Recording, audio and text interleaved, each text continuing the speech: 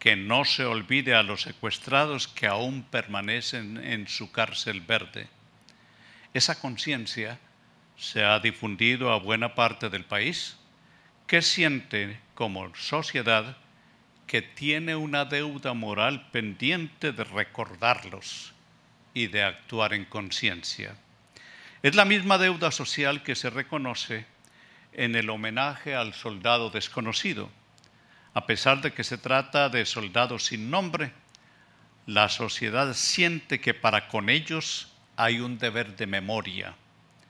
Cada uno de ellos es ese otro con quien nos sentimos en deuda. Hay pues una ética de la memoria que señala deberes, pero que sobre todo muestra la dimensión superior de la memoria. ¿En qué consiste esa dimensión elevada de su tarea, tal como se ve desde la ética? A responder esa pregunta dedicamos la tercera y última parte de esta reflexión. La ética de la memoria en la preservación del patrimonio cultural. En las tareas de preservación del patrimonio cultural ustedes disponen de unos instrumentos legales que fueron objeto del trabajo en este foro. La ética promueve de unos instrumentos interiores que aparecen antes de las leyes y que hacen parte de la naturaleza interior de las leyes. Decía el poeta latino Horacio, ¿para qué sirven las leyes si no hay costumbres? Y aludía a esto mismo. Antes que las leyes y como parte de su fundamentación, tiene que darse el acostumbramiento del espíritu a lo bueno y correcto.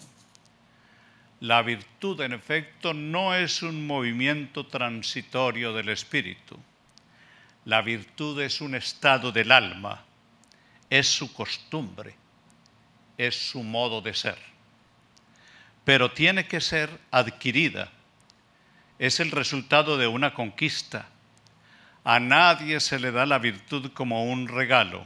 Es sí un don, pero un don en permanente desarrollo para que quien lo recibe asuma las tareas de ese desarrollo.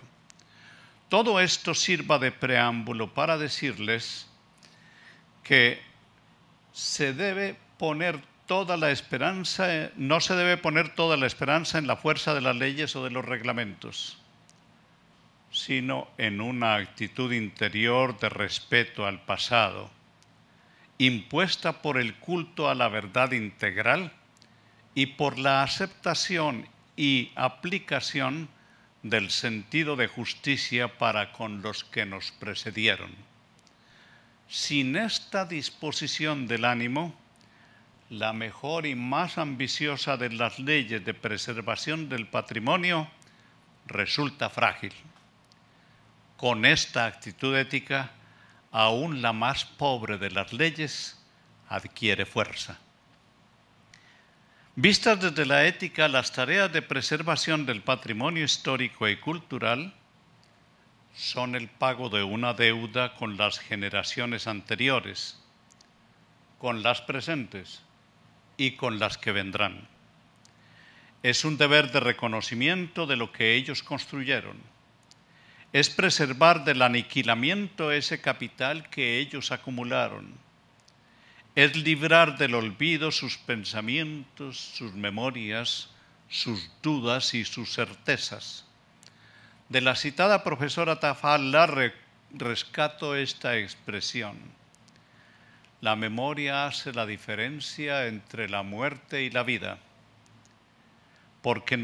entre la muerte y la nada, porque nos salvamos cuando recordamos y cuando nos recuerdan. Estas tareas, además, recuperan su dinamismo, les agregan vida a las acciones del pasado que parecen congeladas o muertas, a las piezas arqueológicas. Tiene el valor de un símbolo aquella historia de las semillas de trigo que un arqueólogo encontró en la tumba del faraón. Al sembrarlas, descubrió maravillado que germinaban después de siglos de existencia inerte. Historia o ficción, el hecho es que en los vestigios del pasado que retiene la memoria, se mantiene todo el potencial que guardan las acciones humanas, que se activan en cuanto alguien cumple con el pasado las tareas del buen agricultor que convierte la semilla en cosecha. Hay pues una visión dinámica del patrimonio cultural que impulsa a convertir en real todo lo posible que duerme en esos vestigios que dejó la actividad de generaciones anteriores. La preservación del patrimonio cultural desde la ética se ve como un acto de justicia para con la sociedad de hoy y la de ayer. Parece redundante, pero hay que decirlo. Ese patrimonio es herencia y las herencias se les deben a los herederos. Las generaciones de hoy tienen derecho a esa herencia que viene del pasado y que rescatan las memorias individuales y las colectivas. Esa herencia es mucho más que un objeto de curioseo dentro de una cultura en que se multiplican hasta el hartazgo los motivos para la curiosidad como sustituto fácil del conocimiento. El patrimonio histórico merece estudio y aplicación, es decir, una actividad de continuación. Son líneas truncas que deben ser completadas. Si esta es su dinámica y se trata de un capital que ofrece posibilidades de aprovechamiento en el presente, ese patrimonio debe ser interpretado, que es la forma como se avienen a los significados y necesidades del presente. Los primitivos sistemas de riego, por ejemplo, más que curiosas e ingeniosas soluciones a las necesidades de los antiguos, siguen mostrando la naturaleza de la relación hombre-mundo, hombre-recursos, cuando aún no se había pervertido esa relación.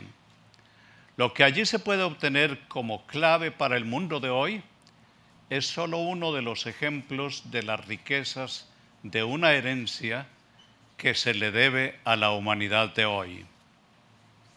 En la historia nunca se escriben últimas páginas. Las escatologías, esas teorías de lo último y final de los tiempos, acaban por ser unas confesiones de impotencia y desesperanza y contrarias a la realidad del ser humano, siempre en capacidad de continuar la historia. Ante los apocalípticos que sumaron terremotos, tsunami y contaminación nuclear y concluyeron, final de todo, aparece esa historia de nuestros días que hacen los japoneses, que no se resignan y le dan a la humanidad de hoy la certeza de que esas ruinas no son el final, sino el comienzo de una historia nueva. El patrimonio cultural no tiene por qué ser el signo de una humanidad vencida, sino el de unas líneas truncas, historias inacabadas, propósitos en busca de continuación y de realización. Desde la ética se ve así porque su mirada descubre una historia que se vive como un impulso hacia la excelencia en que el hombre de cualquier época que sea, desde los más remotos registrados por la arqueología hasta los más distantes en el horizonte de los futuristas, ese hombre siempre será un ser inacabado, al que cada vez le ha quedado mucho por construir. Esta visión ética descubre en el patrimonio cultural un reino de posibilidades que llama a la acción. Devela unas tareas que no son las de la sola conservación. Impone unos proyectos de dinamización que convierten el pasado en una inspiración y en mandato para el futuro.